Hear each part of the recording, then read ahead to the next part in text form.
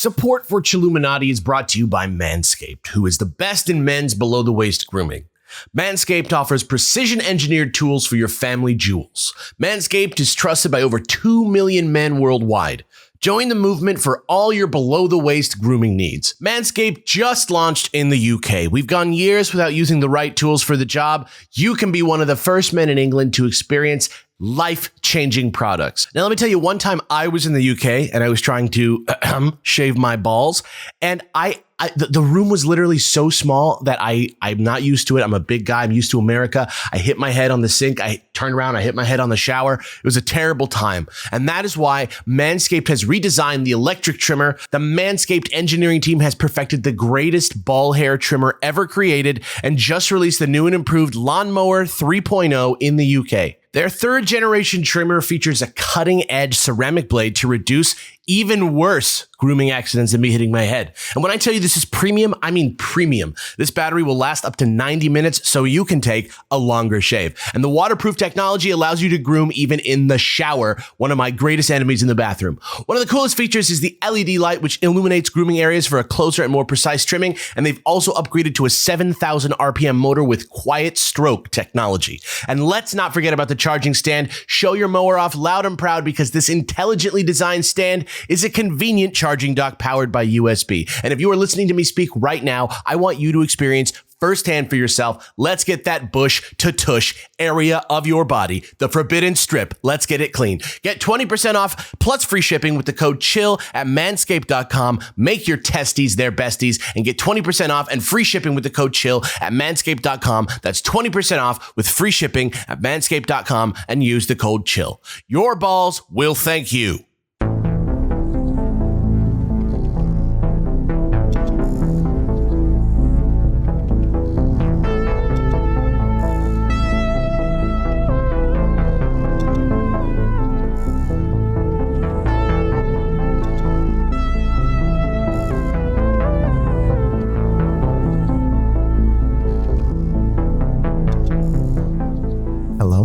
Chilluminati. Why do we start this way? But then we release it to the public, and no one's gonna want to be a Patreon. I think they will. I don't know. Those who are patrons when you harass don't ever want to leave. Oh, hey there. It's not harassment. It's Looking it's an affectionate grumble. Welcome everybody to the Chill Mini for the weekend of like November 9th or somewhere around there. Yeah, it's just in that area. People have requested for minisodes that we at least bring the date up in the beginning, so those who are listening later know what time this is falling in. So it's like early November, everybody. Welcome to it. It's an optimistic time-ish. Yeah, it is. It is somewhat more optimistic. It's the week of video games. It's true. We have Assassin's Creed Valhalla coming out, and the Xbox and the PlayStation. Yeah. I'm not getting either one of those right away. I heard Astro's Playroom is going to be the shit. I heard that too. I heard I already have an Xbox Series X if I have an Xbox One X, so I'm good on that for now. But I'm going to hold on. I'm psyched for the PS5. Well, I don't have for the stories. It's not a huge story. I don't think any of us have. I don't know what you guys have. I have an update. My story has huge heart. Yeah, I have an update from a previous thing that we've talked about. Mine's I'll start this week. Okay. Then. This one's really quick, but as always, it's space related. Perfect. This is interesting and simply, it's a new discovery. This comes from The Independent. Mysterious radio signal is coming from inside our galaxy, scientists announce. Mysterious intense blasts of radio energy have been detected within our own galaxy, astronomers have said. Fast radio bursts, or FRBs, last only a fraction of a second, but can be 100 million times more powerful than the sun. Despite their intensity, their origin remains largely unknown. Now astronomers have been able to observe a fast radio burst in our own Milky Way for the first ever time. As well as being closer than any FRB ever detected before, they could finally help solve the mystery of where they come from. Scientists have had trouble tracking down the origin of such blasts because they are so short, unpredictable, and originate far away. But it is clear they must be formed in some of the most extreme conditions possible in the universe, with suggested explanations including everything from dying stars, of course, to alien technology. Later on for this, the detection began on the 27th of April when researchers using 2 space telescopes picked up multiple X-ray and gamma ray emissions coming from a magnetar at the other end of our galaxy. The next day, researchers used two North American telescopes to observe the patch of sky and picked up the blast that came to be known as FRB 200,428, as well as being the first FRB from our own Milky Way. And that's pretty much the story. There's another FRB that it's from this. It's come from the Milky Way galaxy. It's the first one we've ever discovered within our own galaxy. Any explanation of what? Again, there's no real way to know. That's the unfair part of this is it's like, well, it could either be an alien or a sun. Like that seems like BS to me. Well, that's what I mean. Like, does it represent something that we know about? Is there things that we know about that emit this type of radiation, or is it just like a complete mystery? No, we know what it does. It's either a radio wave signal or it's literally a sun. Yeah, and that's so dumb. If the FRB can be proven to come from a magnetar, many mysteries still remain. Astronomers will need to look for the mechanism that allows the magnetar to power an FRB, looking for an instance to understand how it could send out such bright, unusual bursts of energy and X-ray emissions at the same time. So they don't know if it's coming from where it seems like it's coming from. They still don't know how it's happening. So who knows? But it's close. And also, I found that interesting. The size of it's crazy that we're detecting things from outside the galaxy before we're detecting things in our own galaxy, which maybe that's because our galaxy is younger than other galaxies. And so that's actually they've one of the had longer theories. time to send that radio wave out. And I mean, who effing knows? All I know is, judged by the size of the universe, if we got a radio wave frequency hit from another galaxy, those people are probably already dead. Oh yeah, that civilization's probably already gone. Or they like float now. You never know. Yeah. Or they don't exist. They've transcended to light beings. Whatever. What is it called? It's the Great Filter, right? Like the thing where like a civilization within space, an intelligent civilization within space, will eventually hit this point where they'll wipe themselves out, or they'll push past it, and they will go to colonize space. That's the levels of civilization. Like we're a zero. Shout out zeros. Yep. What up, zeros? And there's a one. Yeah. And there are ones which are like can travel around their own solar system. And then there's twos, which are like you can go between solar systems.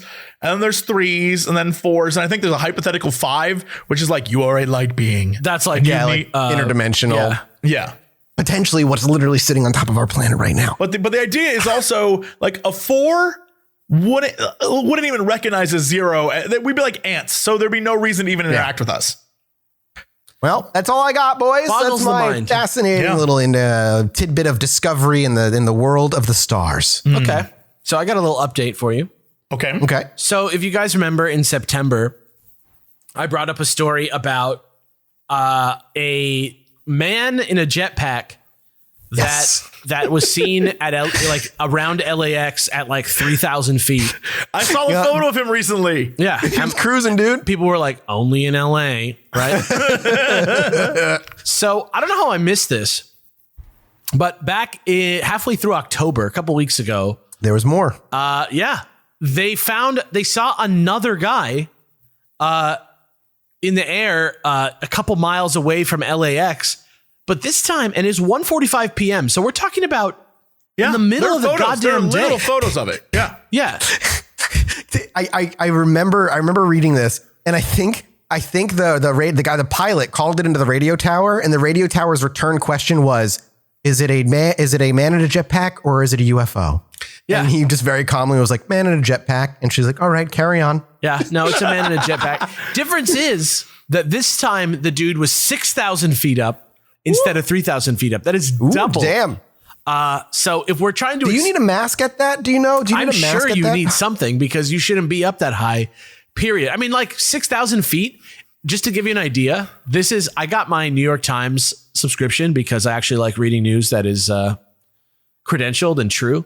But the Wilshire Grand Tower, the biggest building in LA, this is 6 times higher than that.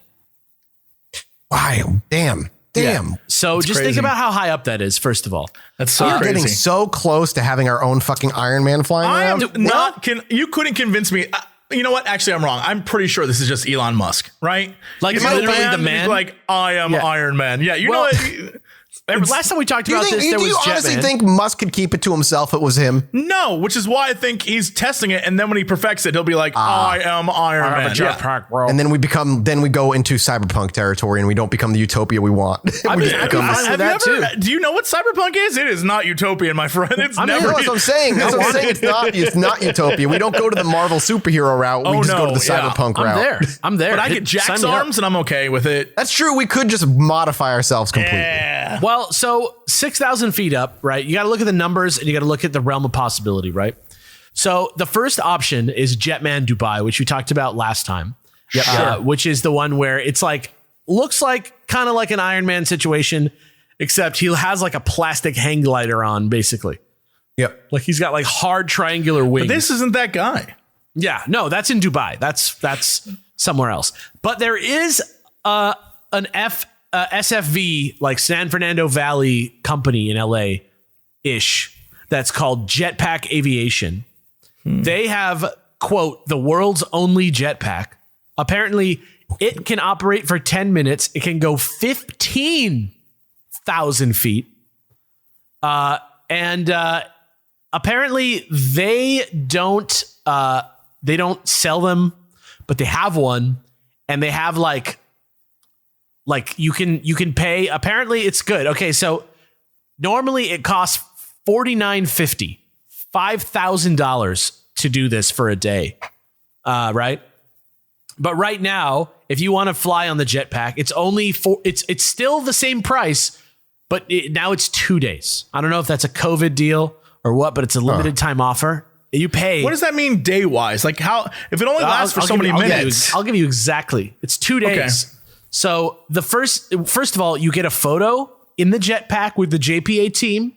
You get a photo alone in the jetpack off the tether. So that's cool. You get a polo. You get a t-shirt. You get a hat, a certificate, patches, and you get a remove before flight keychain. Okay. That's what you get. But what you do, it starts at 8 a.m. each day. There's a safety briefing. You get an explanation, presentation of the controls, flight lesson, safety apparel. You get to wear a flight suit, which you might also get to keep. There's a tether system that they teach you about. They teach you how to fuel the jetpack, safety controls, how to start the jetpack, maneuvers, demonstration flight, throttle exercises, hover exercises, yaw exercises, climbing exercises, forward and backward exercises, sideways exercises, debriefing, flights of the day, photos, and you do that twice in a row. But wouldn't... Oh boy. I imagine you have to sign a waiver. There's no way that is not just dangerous. It says the insurance is included in the cost.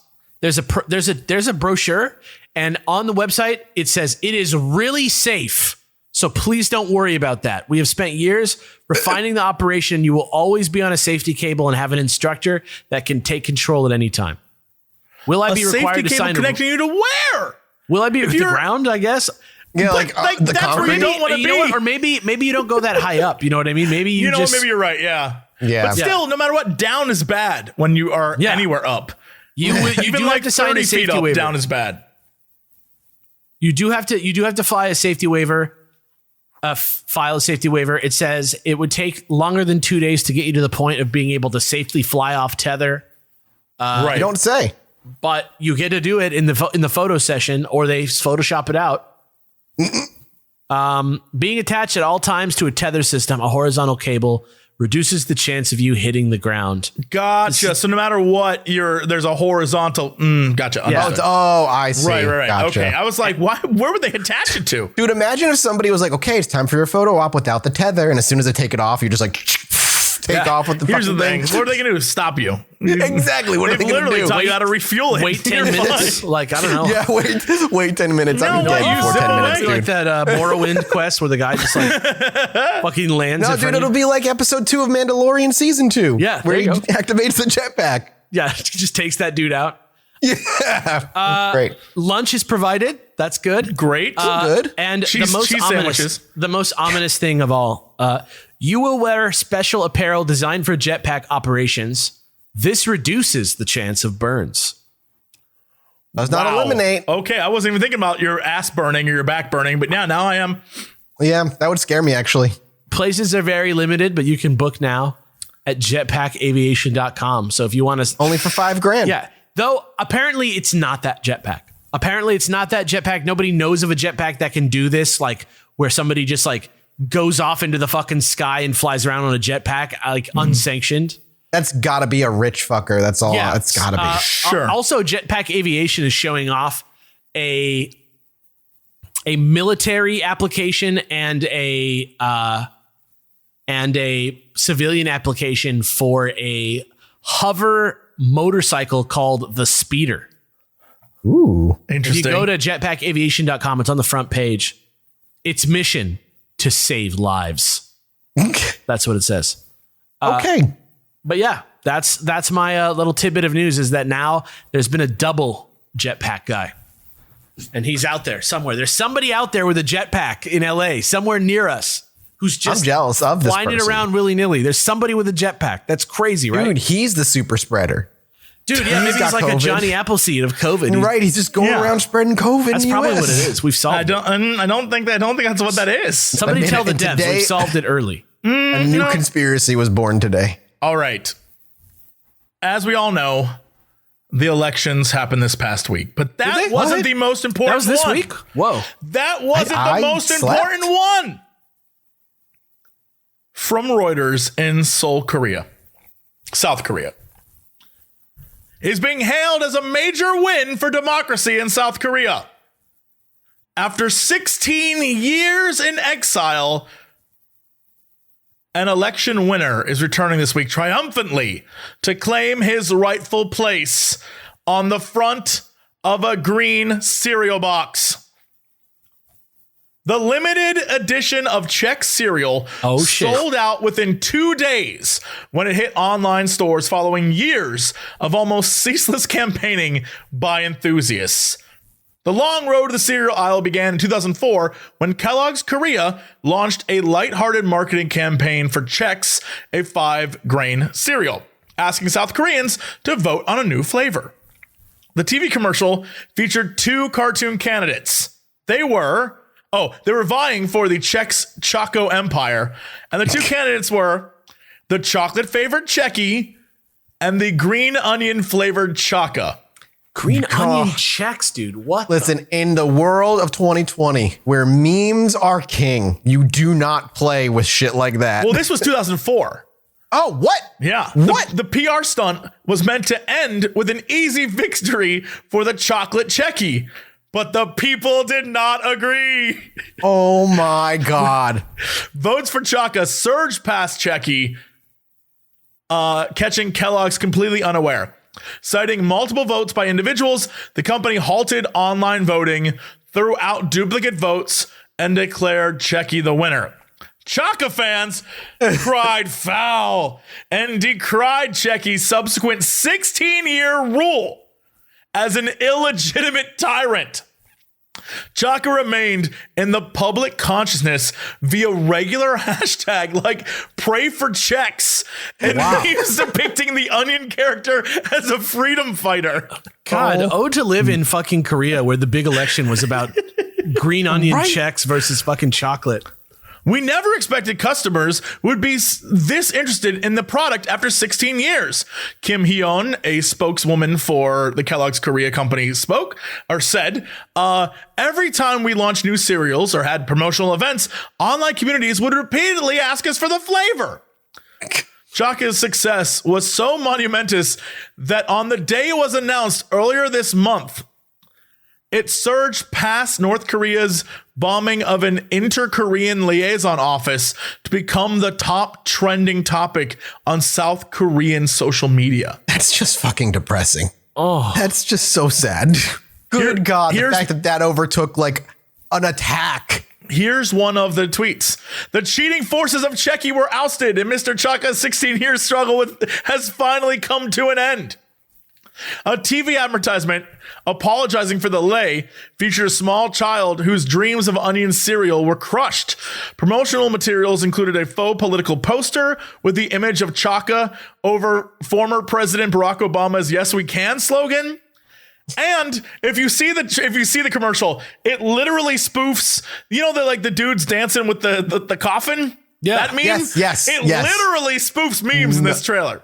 Oh my God. Where do I get to see the Green Onion Checks trailer?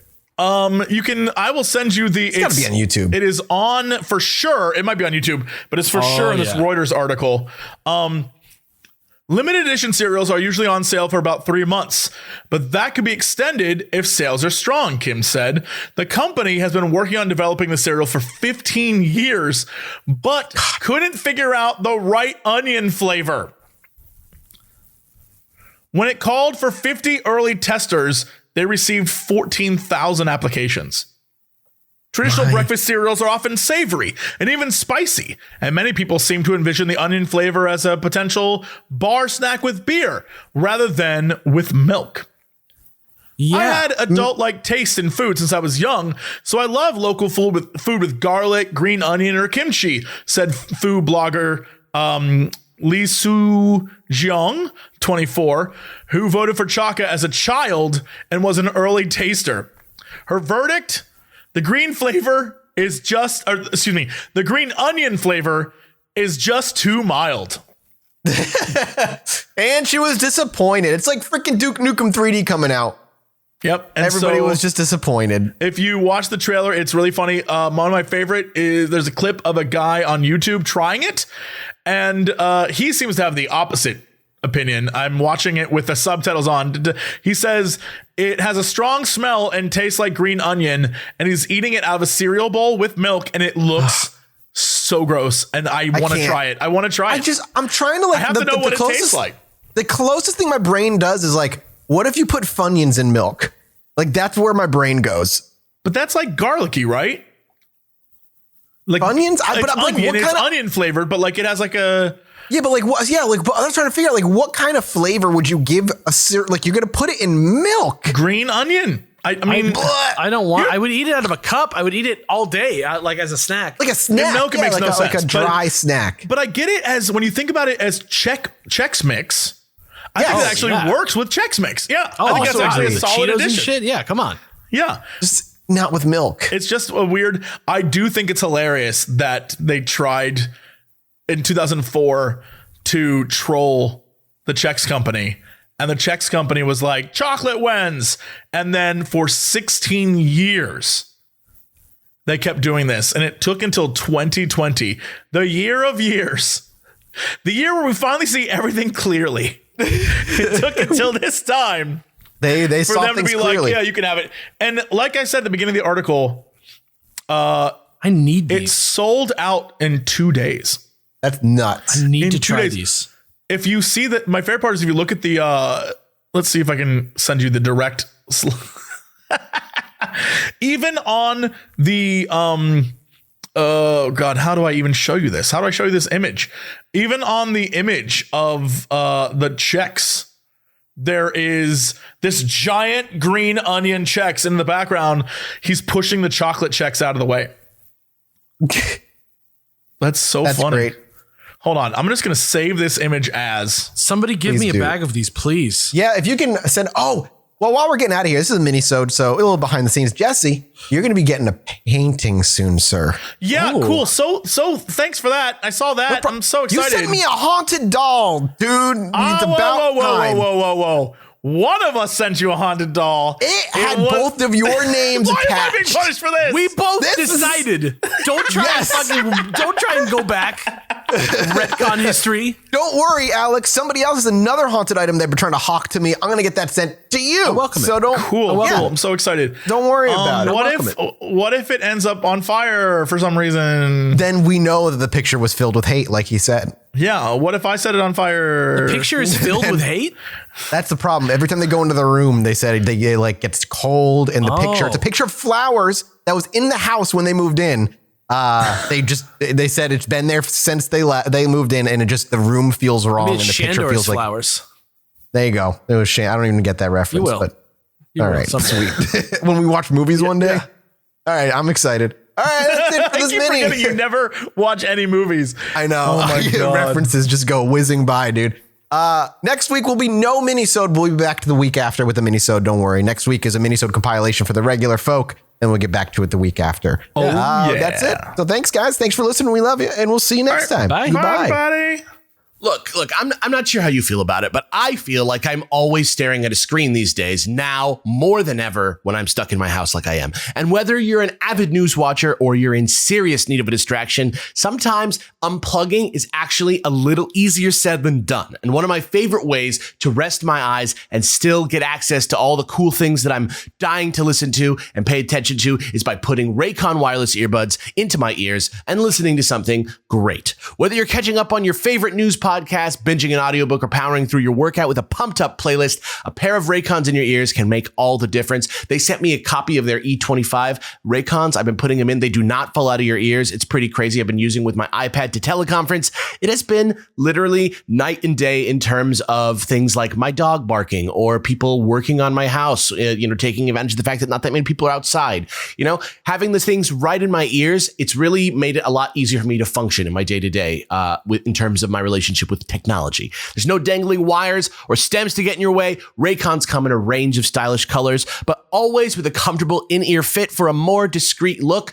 Raycons are built to perform anywhere and anytime with water and sweat-resistant construction and Bluetooth that pairs quickly and seamlessly. I swear, I literally just opened my little Raycon pill. I checked the Bluetooth screen. They were ready to go. Within 15 seconds, I was using them. It's pretty crazy. And with enough battery life for 6 hours of playtime, you can unplug for a while. And the best part, Raycon makes great sound accessible to everyone with wireless earbuds starting at half the price of other premium audio brands. And now Raycon is offering 15% off for all Chilluminati listeners. And here's what you got to do to get it.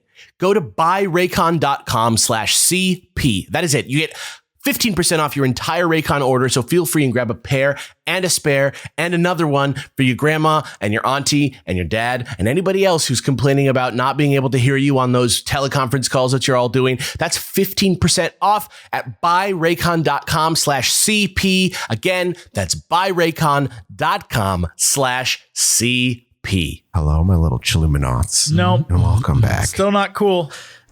Dude, we've been doing this for so long. Yeah, I'm still going to call you out on it. The day I don't is the day I get in trouble with the internet. I don't want to be part of your creep show. Jesse, no thanks. I can't believe you just didn't express your disapproval. I will. You don't need to say that. I always will. I will. That's why I'm changing my review on iTunes from 5 out of 5 to 4 out of 5. You know what? Still good. Still all right. Anyway. I don't know what you guys brought today, but I got something a little true crimey this time around. I want to talk about Poe stuff. So I have the official sequel to the Poe episode. Do you want to save it for the end, or do you want to do it first? I've got a Poe follow-up thing too. So let me get mine out of the way because mine's not remotely Poe related. Okay. I just want to ask to all of our German listeners. Oh boy. What's happening? Is everything okay? And why is this the third cannibal in like 5 years that has been arrested in Germany? Remains in German murder case show signs of cannibalism. Berlin prosecutors say suspect in death of 44-year-old man had interest in the subject.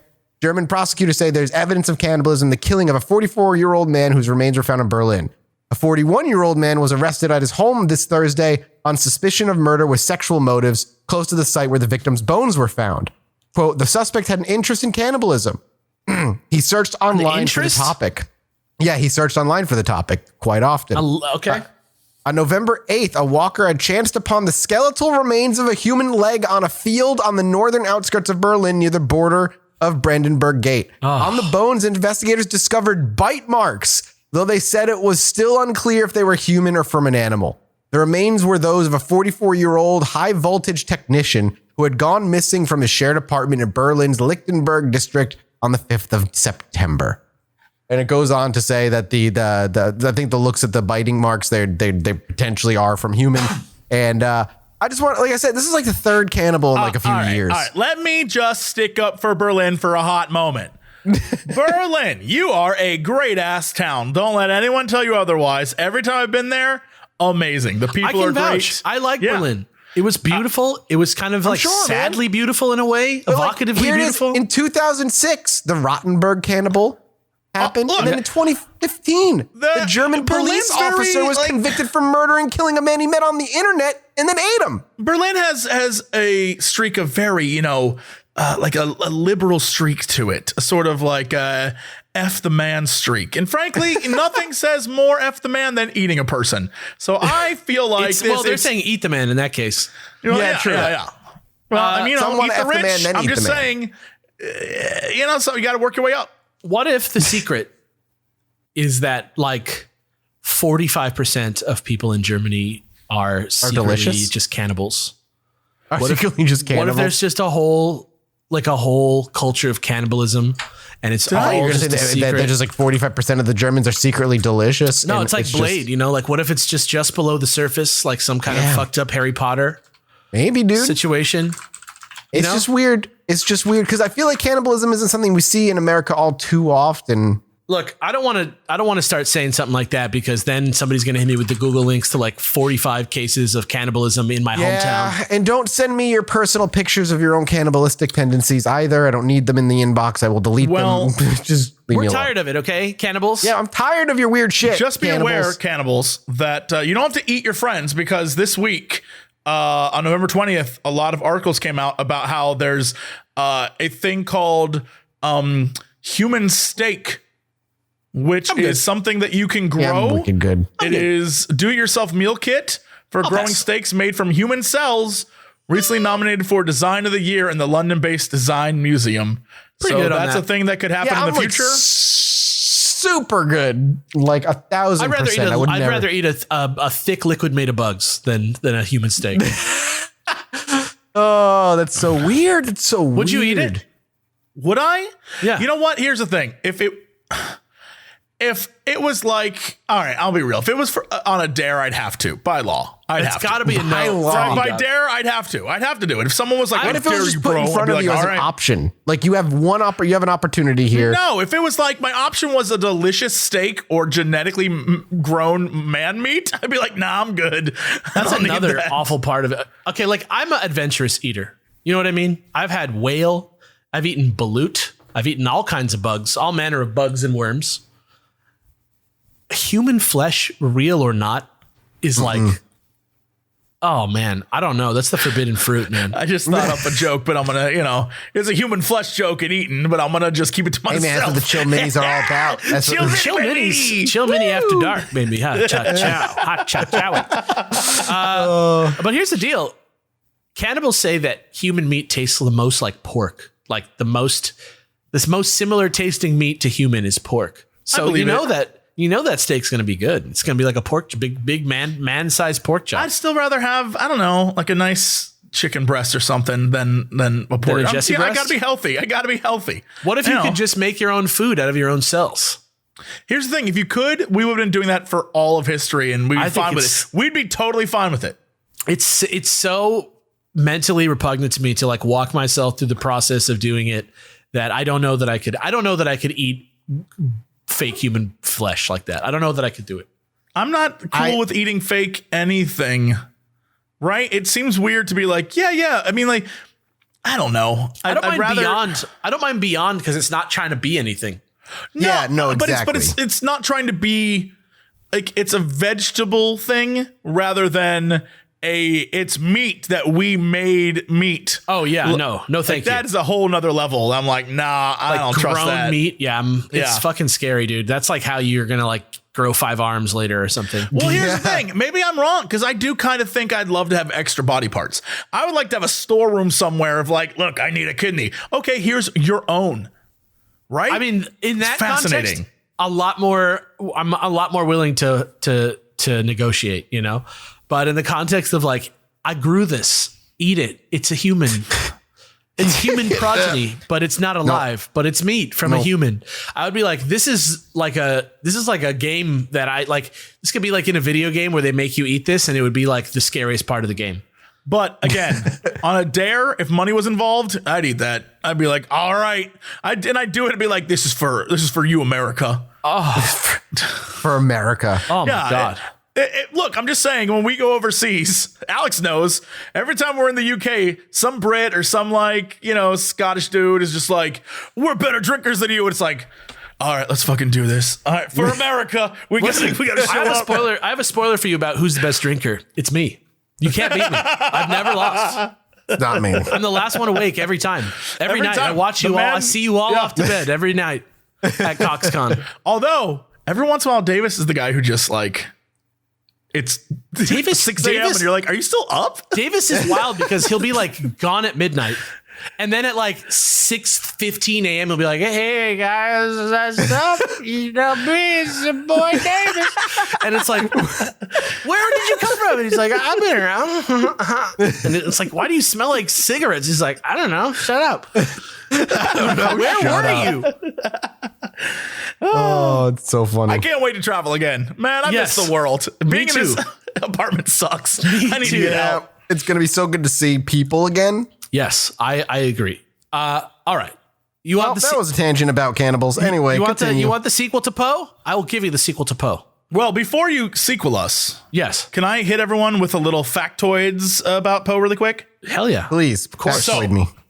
Everyone associates absinthe with Poe, right? It was his big drink. It was something that everyone just figures was part of who he was.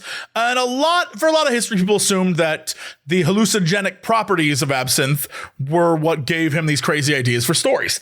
Well, absinthe, for those of you who don't know, is this sort of green liquid that has a black licorice flavor to it. And what they would do at the time is they would add sugar to it. And you've probably seen it happen at a bar, like where they take the sugar in the spoon and pour the absinthe over it. You've seen it. I'm sure you've seen it. Well, the absinthe we have now is a little bit different than the absinthe that existed in the 1800s because it was banned, especially in the United States and most of the world, because it had a thing called thujone. And it has to do with wormwood? Yeah, it's essentially wormwood. And it just to give you an example, absinthe became so popular in Europe that 5 o'clock was called the green hour, which is when people would like sit down and just get wasted. And so absinthe addiction, because it was sweet and it was like one. I can do like one, maybe with one. It is an intense beverage. I've never tried absinthe. Absinthe has anywhere. I mean, most absinthe is like 120 something, but it goes up to like 150 proof. I love licorice, and it rips me up. Like it is. That sounds not like borderline moonshine style type stuff. And so, this thujone, what it would do is it would apparently cause anyone to drink excessive amounts. They would have hallucinations and stuff. But there have been tests and there's been things in the past where they're like, look, we looked into this and it really, you'd have to have crazy amount for it to actually do that. There's no real evidence that it did that. And so that probably is just, it seems neat that he, yeah. What is more likely is that anyone who was drinking absinthe because of the sweet factor, because it had this taste at the time, black licorice was a popular flavor. Like that is a taste profile that people loved, which today I love it too. Oof. And it's very old-fashioned tasting. Yes, absolutely. And one of the crazy things about it is because of the flavor, it reminded me, every article I've looked up about this, it reminds me of one time I was in college when I worked at a radio station and I went to my boss's house for a party and he had a bartender and the bartender was like, my man, I make a thing called the El Presidente. And I was like, awesome. It tasted like cherries, like a cherry Kool-Aid. I must have had 13 of those damn things. Needless to say, puked on my boss's car, got fired the next day. Don't do that. So that's his fault, not yours, okay? This is what I'm saying. This is a drink that during this time period, you didn't just have one. Most drinkers of absinthe were known to have double digits worth of absinthe over the course of a day. That's insane. That's a lot. 150, 120, 150, 98, I think is the lowest proof. Like the insane amount of alcohol in your system. And I can understand why John Leguizamo is jacked up in that Moulin Rouge movie. Exactly. That's what I'm saying. The way people would react when they drank this alcohol is it would mess them up. And it wasn't because of the wormwood or whatever. That was like such a minuscule amount, but it like gave it that, like Alex said, a romance to it. Really, it's because it's high proof and people dangerous. Just jacked up on liquor. Yeah. And so that's a little thing to consider next time someone's like, Edgar Allan Poe was hallucinating ravens in his bedroom. It's like, nah, he was just wasted. He was funny looked up like Stephen King writing Cujo, bro. Yeah. Yep. Yeah. Sequel me, Alex. Okay. So this is the promised sequel. It's a lot more lighthearted, like I said, and it all starts back in the first half of the 20th century. According to some eyewitness accounts, it was happening all the way back to the 1930s. But the first time that everyone can agree on was sometime between midnight and 6 a.m. on the morning of January 19th, 1949, the 100th anniversary of Poe's birth. Okay. So it was 100 years after his death. I'm sorry. It was his 100th death birthday. Anniversary. If it'd be 49. Maybe Yeah, his because he 100th died in birthday? 49. It would be his 1849? 100th. It was the 100th anniversary of his death on his birthday, if you know what I'm saying. It was his birthday the year 100 years after he died. Gotcha. He was born in 1809. Yeah. Got you. Well, he was born in, is that right? Says he was born 1809. Yeah. You're saying the day it's his birthday 100 years after he died. I got you. He died October 7th, 1849. Yeah. He was only 40. Damn. Yeah. Yes. Well, maybe that's is that old for the 1850s? Not particularly. really. No, he was not. He definitely died early. Okay. So this happened 100 years after he died, quietly, in an all black suit with a white scarf and a big top hat. A masked man visited the grave of Edgar Allan Poe and left 3 red roses and a bottle of cognac every year from 1949 until 2009. All right. So at first, just a few people would show up and watch it go down because somebody saw it happen that first time and they were like, is it going to happen again? So they showed up and they watched and it slowly drew a crowd. I feel this is already a very weird thing to do for something that was obviously meant to be like private and intimate. Mm-hmm. But by the end, it was almost like a ceremony, almost like waiting for Santa Claus or something, with like cosplayers from characters from Poe's books and all kinds of other weird stuff that you would not expect to have at someone's grave on their birthday. That seems a little disrespectful, but whatever. Like they're just there to be enthusiastic about Poe. So whatever. Nobody knows for sure what the significance is of the cognac because Poe didn't like drink this drink. And it's never mentioned in any of his books. Like maybe you'd want like an Amontillado if you were going to do something from Poe's like writing. But the popular thinking on the roses is that they represent everyone buried at the gravesite, which is Poe, his wife, Virginia Clem, and his mother-in-law, Maria Clem, who he lived with up until his death. Also, the Poe toaster, as he is called, sometimes also left notes along with the traditionally expected rose and cognac. And an example people often give as to the contents of most of these notes and how they went were things like this one note that said, Edgar, I haven't forgotten you, right?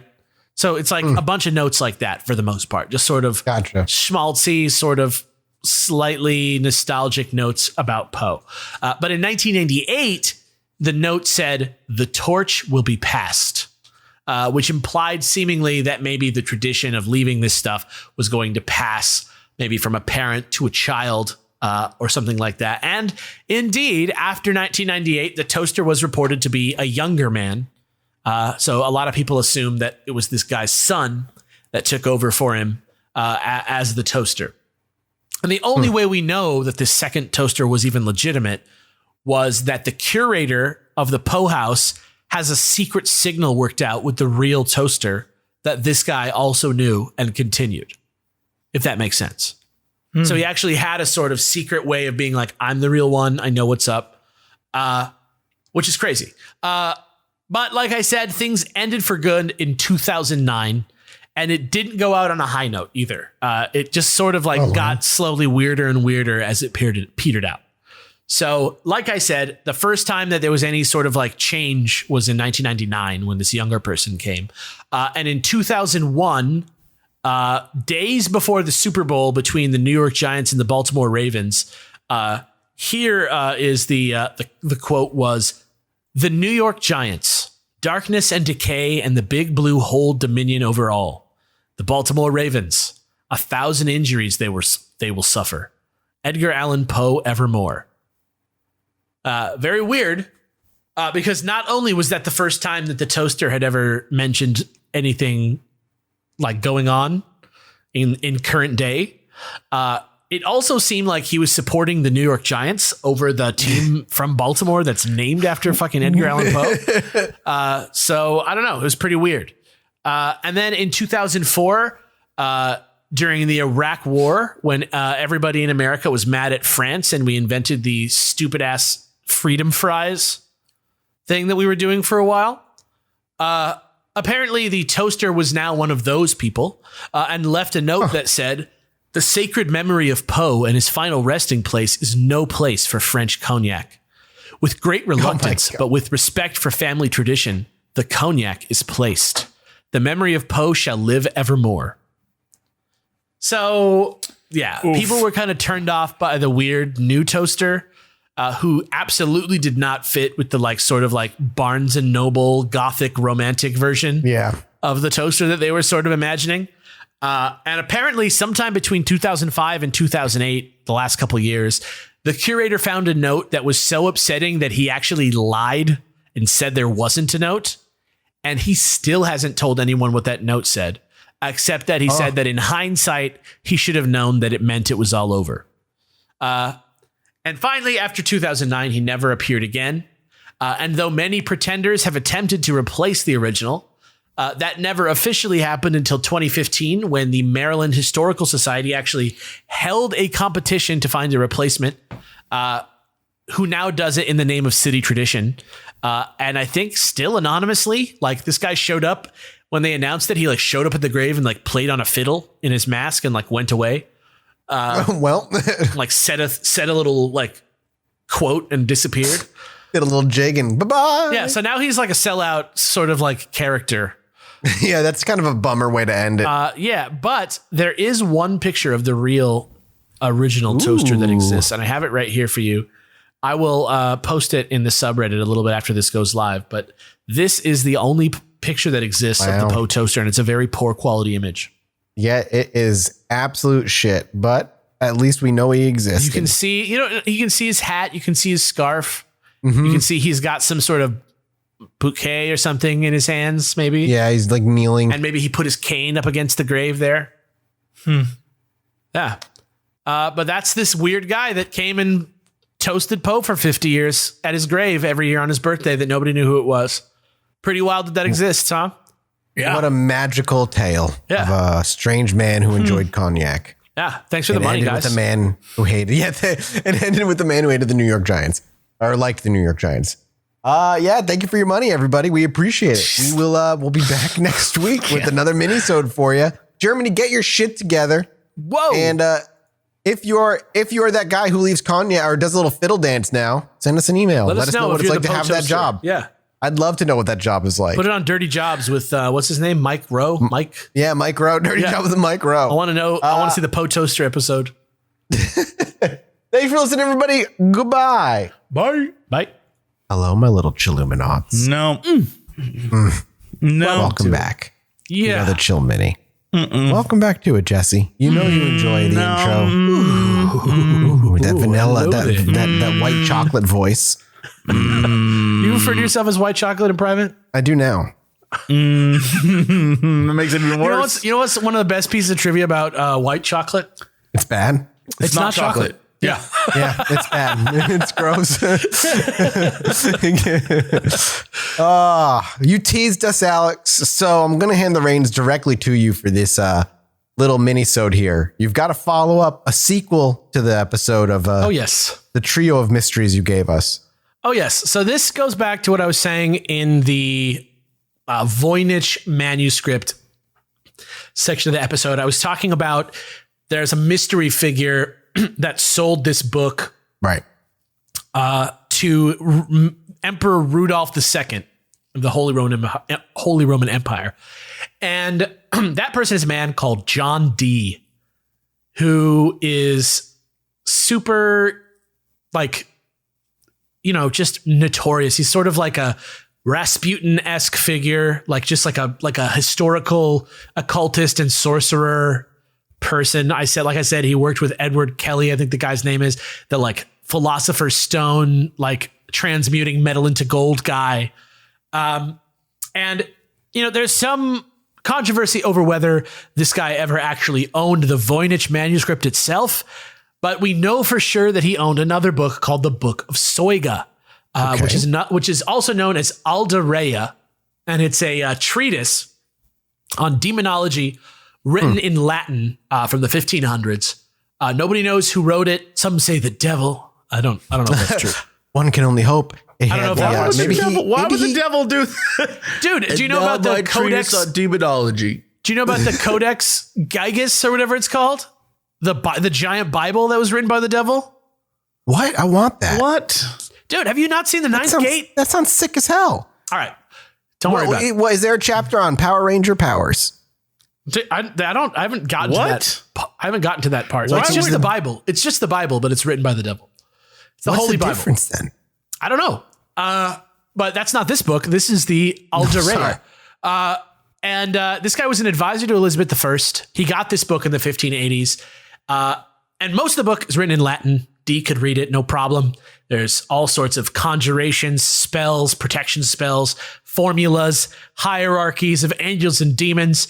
But the final 36 pages of the book were just tables of Latin.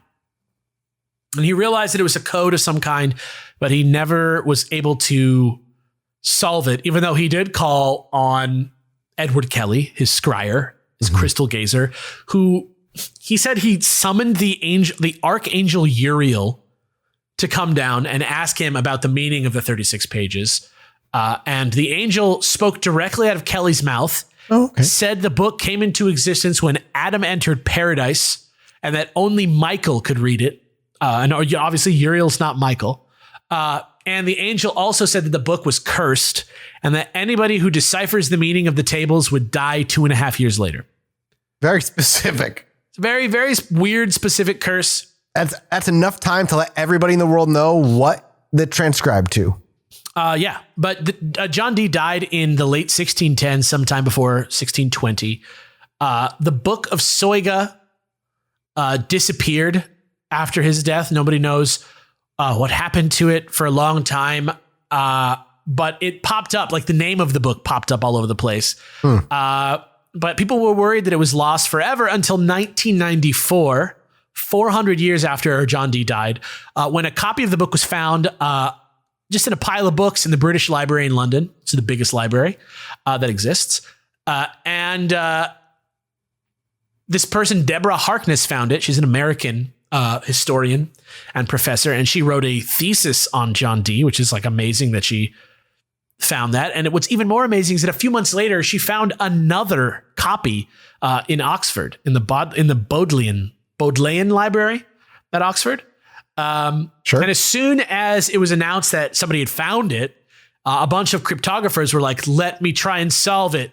And people worked on it for about 12 years until 2006, when a man called Jim Reeds, who was a lifer Voynich guy, found an algorithm. I love that there's Voynich lifers out there. Dude, it's real. It's a real thing. It also makes all of this very, I'm the person who studies this, so I found 2 copies, or I'm the one who does this thing. So it always makes it a little bit like, did you just bring a book with you to the library and plant it? At the same time, who would find it but an expert on it, right? Yeah, exactly. Exactly. It's the Indiana Jones problem. Yep. But this guy, the Voynich guy, he found an algorithm for solving the tables. And proved that they contain a list of astrological terms, magical incantations, and more angels and demons. The more forbidden knowledge. Gotcha. But Jim Reeds is still alive 12 years later, 13, 14 years later now. Beating that curse. Appreciate it, Jim. Even though he was able to figure out the code. But he read them, but he didn't use them. So maybe that's the curse not fully taking effect. That's how you make deals with the devil, though, right there. But yeah, you got to remember the reason. It's pretty punk rock why these books were encrypted in the first place, right? Which is that the knowledge, literally, it was forbidden knowledge. It's hard to imagine now, Rule 34 world that there's anything that's too inflammatory or wrong to be seen. Yeah, desensitization has happened so hard to our generation. Yeah. But I mean, it's just a different world, right? But, back then to not get in trouble, they'd fucking encipher that shit. So, if you were cool, you could figure out the scary demons and spells. But if not, you just had to have the base level.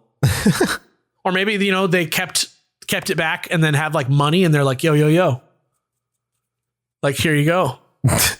He made a money sign. He rubbed his fingers together. You guys couldn't see it. Don't worry. Yeah, like pay me and I'll give you the code to the last bit. Right.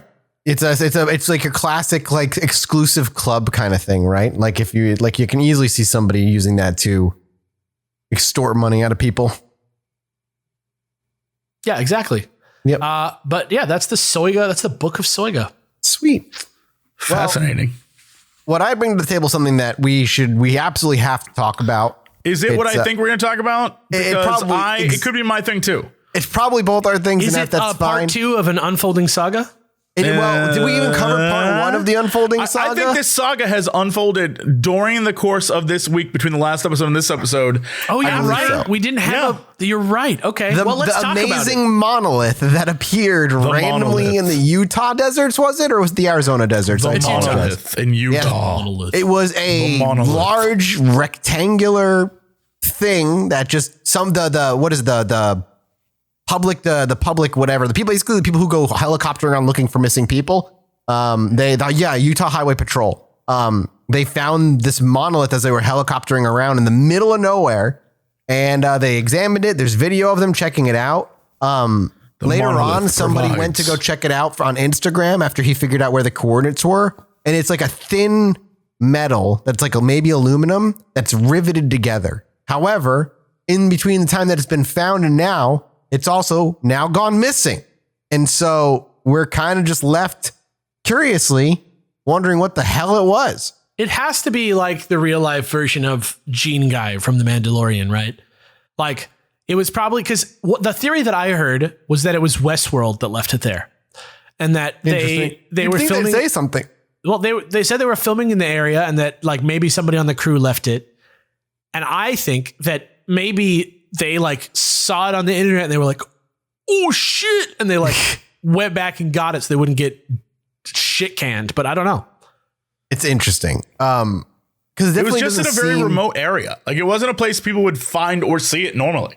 No. Right. They were like looking for sheep or something. They were like counting sheep when they found it or something.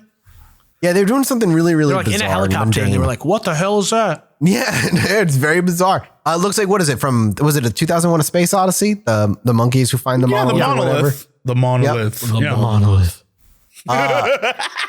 If we could just start that as a thing where someone just goes, the monolith, and everyone's repeating the monolith. That would be great. From now on, but just it doesn't look like it was made of anything special. Like somebody tried to put a magnet against it and it didn't stick. Like there was no magnetic pull to it.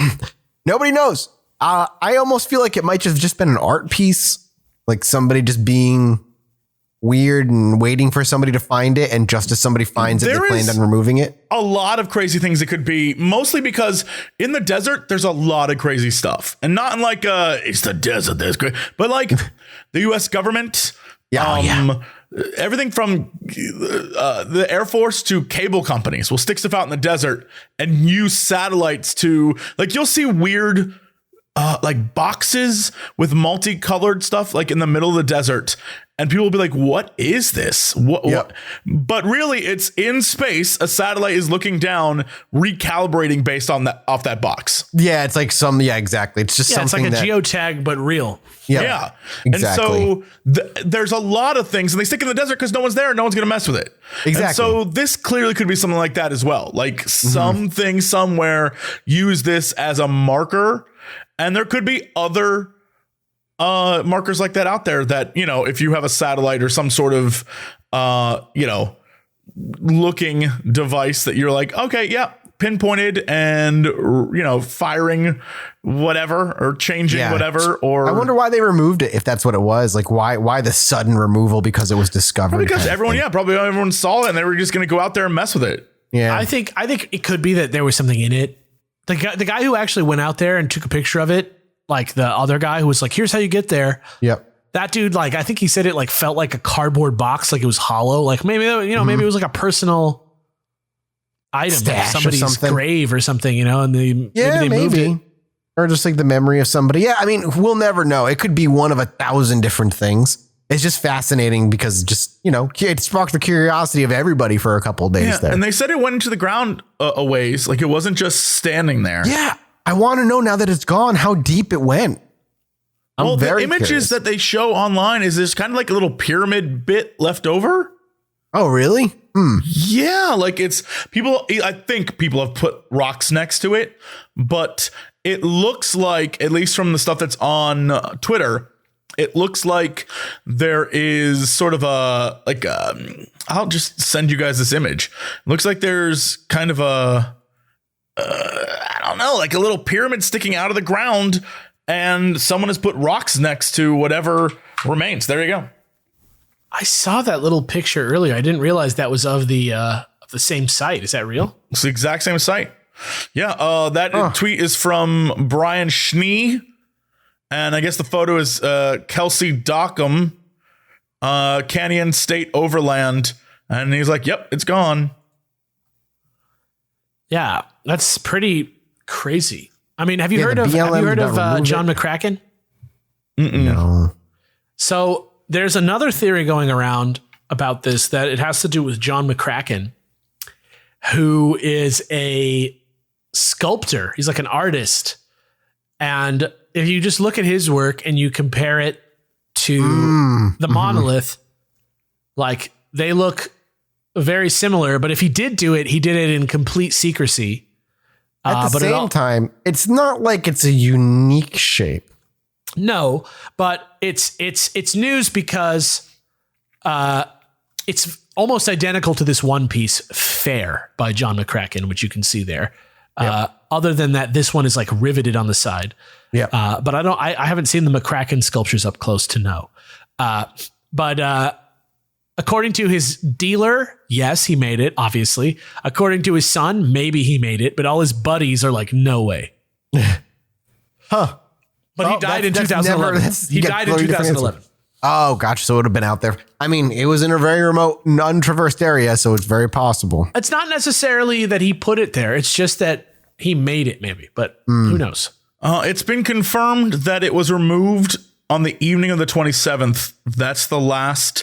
Some guy, Ricardo Marino, went out there on the night of the 27th to take a look, and it was gone. Crazy. Huh. Yeah. That's nuts. Oh, the mystery, dude. The mystery. Returned home. Weird. Very, very bizarre. Well, that's fascinating. We still have no updates either on any of the Jetpack men in LA yet, by the way. There hasn't been another one. So a few people sent us emails saying, hey, have you seen this Jetpack hoax? But it's not the same thing. It's a totally different story in a totally different part of the country. The Jetpack man is real. It is not a hoax. Like, that has been picked up by airport radars multiple times. The question of like who it is, I don't think has been answered. Nobody's found any evidence, though. It's weird. Yeah. I don't know. The world is full of mysteries, dude. Yeah. We love you guys. Thank you guys so much for directly supporting us here on Patreon. It helps us out such a great deal. We wouldn't be able to do this weekly without you guys. We got some really, really exciting new Patreon stuff coming up in the works. Just to give you some tantalizing tease, me and Alex have been talking about some stuff we're going to do. So be ready to see some stuff hitting in the next few weeks. We'll be back next week with some more Patreon minis. Goodbye, everybody. Peace. The monolith. Anyway, me and my wife were sitting outside indulging on our porch one night, enjoying ourselves. I needed to go to the bathroom, so I stepped back inside, and after a few moments, I hear my wife go, "Holy shit, get out here."